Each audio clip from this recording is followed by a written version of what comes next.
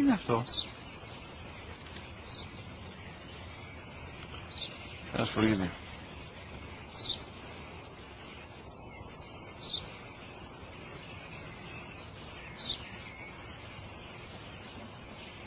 Τι είναι αυτό?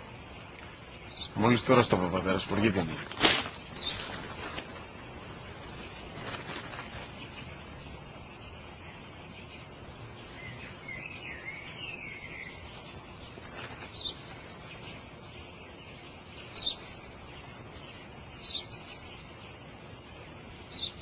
Τι είναι αυτό? Ένα σπουργίτη είναι, πατέρα. Ένα σπουργίτη. Σπου-γι-τι.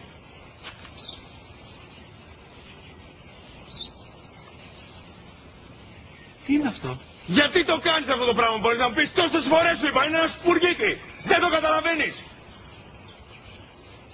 Πού πας?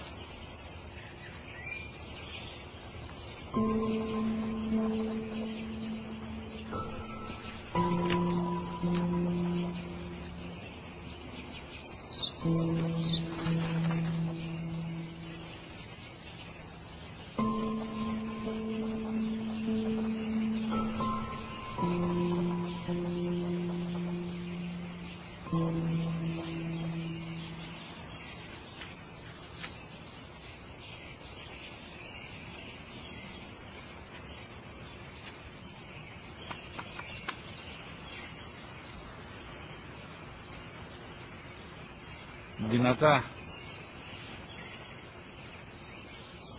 Σήμερα ο μικρός μου γιος που πριν λίγες μέρες έκλεισε τα 3 καθόταν μαζί μου έξω στο πάρκο όταν ένα σπουργίτη κρύφτηκε και κάθισε απέναντί μας.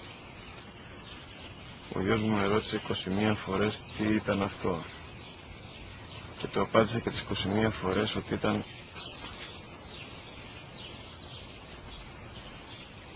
ένα σπουργίτη. Τον αγκάλιασα τρυφερά και τις 21 φορές που μου έκανε την ίδια ερώτηση, ξανά και ξανά, χωρίς να εκνευριστώ, νιώθοντας στοργή για το αθώο μου αγοράκι.